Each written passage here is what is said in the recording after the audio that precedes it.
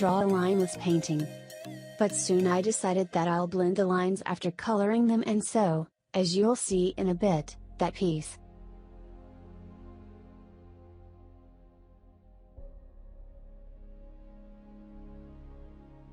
So here's a little comparison between 4 of them. I lost the other 2 because either I lost it or I blended it with the art. Step 2. Coloring the skin. The coloring has to follow what style you use to draw the line art. You can't just make a cartoony line art then color the rest of it to be realistic. See where you want the light to be and maybe do a small sketch for the shading there. You have to study colors and shading, but most importantly, follow what feels right for you. Add the base color, then the basic shadowing, and maybe some nice blues, greens or purples for the reflected light. Then the blush, and that's optional. And then the highlights. Here I made it a bit realistic because why not? I still kept her looking cute and I didn't add too much details, just some simple makeup and a bit of blush. And here I made it between cartoonish and realistic, somehow it reminds me of the chibi art style. Cute and nice. I really liked how that skin color can be shaded and highlighted, it looks like bronze. I added some sketchy blush on the cheeks, nose, elbows, etc. to add more cuteness to it. And here I didn't use blending at all, in the entire thing. I wanted to push myself to see what I can do with no blending. It made a really nice cartoony and simple shading. It takes just some minutes, unlike the other styles which take much more time, so I like it too. And here I dedicated the drawing to be semi-realistic, so it took so much time to make. I kept adding many layers until I was satisfied with it.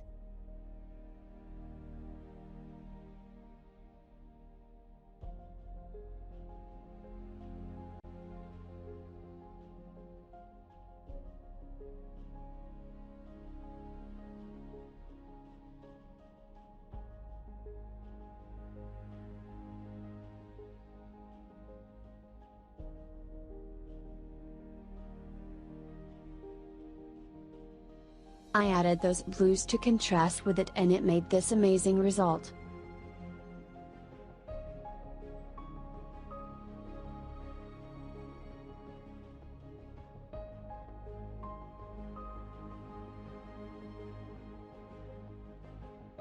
For this I made it as dreamy as possible. I added so many unusual colors to make it follow the nice line art. I loved making it so much. Even though it took about 30 minutes to make, it still was adorable and so dreamy-like.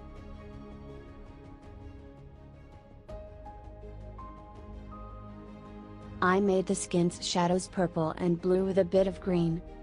This was kinda the most frustrating because I kept not liking it. So I made a lot of changes to it during the process.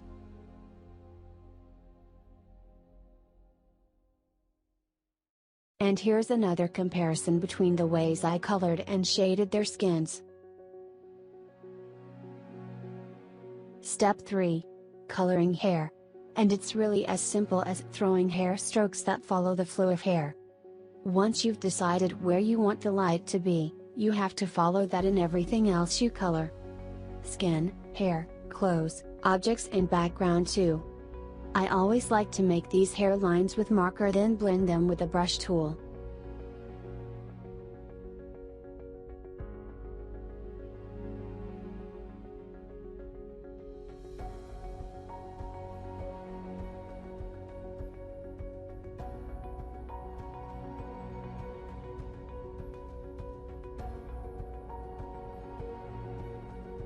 For that galaxy hair I blend some basic colors then draw the lines. I myself got surprised by how wonderful it looks in the end of it. Usually I see artists using images to draw galaxy hair, but I wanted to see how it'd be if I drew it myself from start to finish.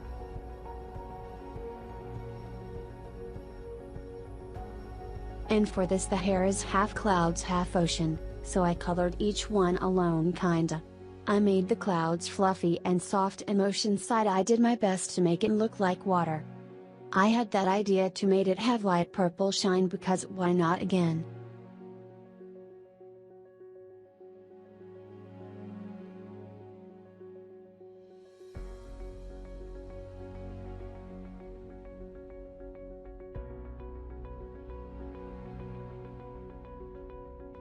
And for the semi-realistic illustration, it took so much time I was starting to die on it.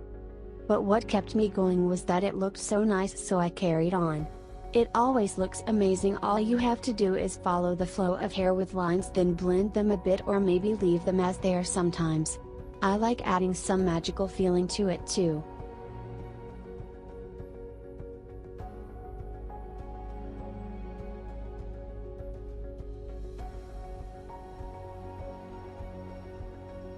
I notice a lot of beginners are afraid of using more contrast, but believe me, if you use it enough it'll make your piece stand out.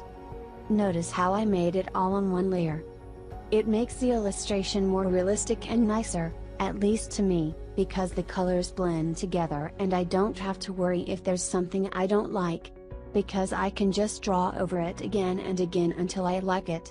It's better than having many layers on top of each other covering each other. In cartoonish illustrations, I used 8 to 11 layers.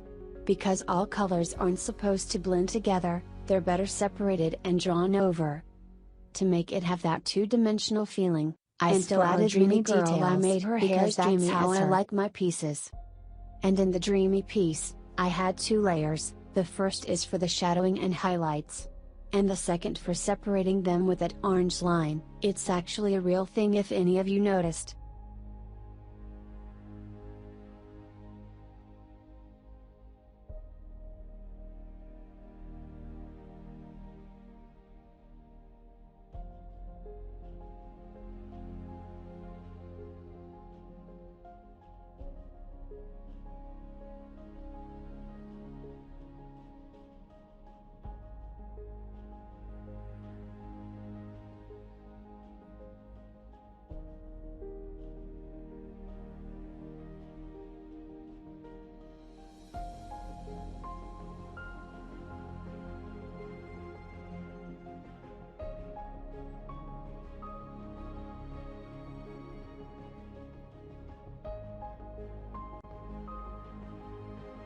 I think I can call that style a dreamy style too, because to me purple was always a dreamy color, especially if placed with blues and pinks.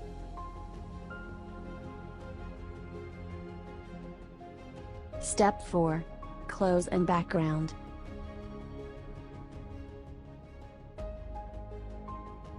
It is so important to consider the materials when adding those with folds. They all have their very own characteristics that help to decide where to put the appropriate folds. The texture is so important too, it dictates how diffuse the shadows are.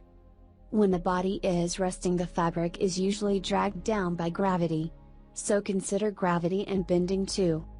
Depending on the thickness of the material, the shadows around the folds appear slightly different. When shading folds, it's good to use a combination of soft and hard edges.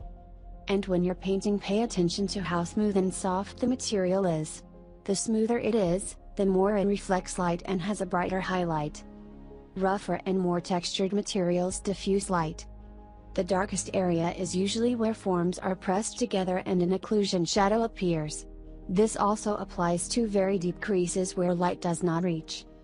And always remember that they're just some basic fabric drawing and coloring things. Relax and don't panic and add too much of folds, make it look smooth and nice. For backgrounds, see what fits your piece more, a garden, the sky, some clouds, or just some simple drops of color here and there. Take your time to decide and follow your gut. And also follow your perspective. Avoid long straight or curved lines, add some life. And never ever even think about using a plain color background for complex compositions. Also, make your piece one, don't make it messy by making it seem like the character belongs from a world and its background belongs to another. Add depth, shades, and highlights. That's all I have for today. Thank you for watching, and I'll see you some other time. Okay? Take care.